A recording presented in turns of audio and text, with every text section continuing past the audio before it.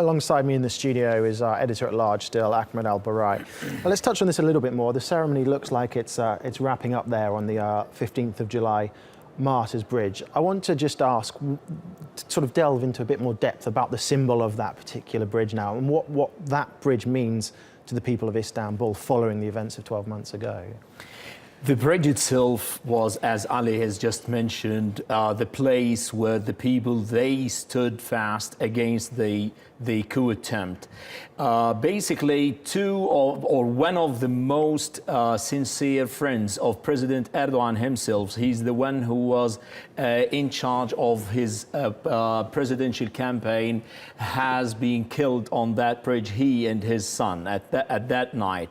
It is the place where it represents Turkey and Istanbul mainly, and if the coup plotters were able, the military staff who were there were able to seize that bridge and block it, then Istanbul is done. The whole coup attempt would have succeeded. That's why the people took to that bridge, where it's open area. The helicopters who were launching missiles and gunshots, they were able to directly shoot them and get them down. But the people, with all these kind of brutal scenes coming, they took to the streets with hundreds of friends. They called their family members, and they all, despite this kind of a threat that is they're jeopardizing their own lives, they forget about all of that and they took to that place and said they tried to defend the country they love, the president they've elected.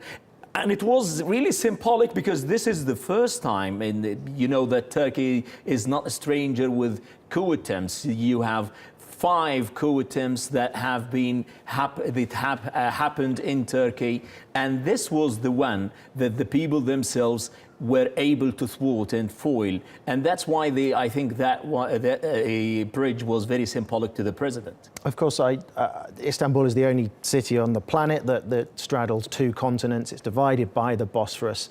There are 3 bridges now. I think at the time there were only 2. Before last year, that bridge was a symbol of Istanbul. I suppose even more so now it is the case. I remember seeing that night, I have a great view from where my old apartment was at the bridge, and the people marching towards the bridge, literally to come face to face with the tanks. Did it surprise you at the time that how many people were prepared to risk their lives in this way?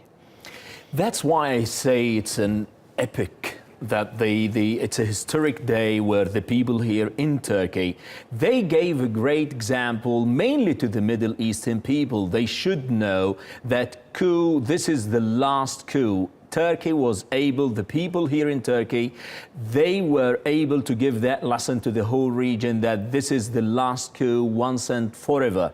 If the nation has the will to stand against these tanks, they would be able to do that. And you don't need to have gun machines, you don't need to resort to guns or military resistance. It's only you stand and say no to a military coup, and you will be able to do it. Now, at that time, we were living the same coup attempt a couple of years ago in Egypt.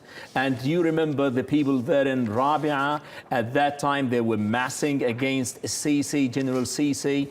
And at that time, I wrote an interesting article for the Middle East Eye, and I was trying to juxtapose how the stances of the opposition in Egypt and the opposition here in Turkey. It was a real wonderful day of solidarity, where the spirit of unity among the opposition, even President Erdogan now he is speaking about, he invited Kılıçdaroğlu after the coup attempt to the rally, and he didn't know that he was watching. But anyway, that day, all the opposition leaders stand by the government, unlike the opposition in Egypt, where they supported the coup attempt. And that led to the catastrophic consequences that we've been watching now. Just imagine what had happened if the coup attempt had succeeded. You would have Fethullah Gulen coming back to Turkey. He would be reinstating a kind of an autocratic regime where he, as a possible Khomeini who is coming back with a revolution to Turkey, would be reinstating his own state that he was looking forward to have. Lots of videos he is speaking in about his aspiration, his dream of having not only Istanbul, not only Turkey, but maybe the whole world. He's speaking about a new vision that he's going to state for the whole world. He is like the Messiah or the Mahdi for the Muslim world. So just imagine if the people factor was not there on the bridge, on other junctures, on other places in Istanbul and in Turkey. If that had succeeded, how the ramifications would be catastrophic on the whole region, not only in Turkey. Okay, I have plenty more to discuss with you throughout the course of the evening here on TRT World.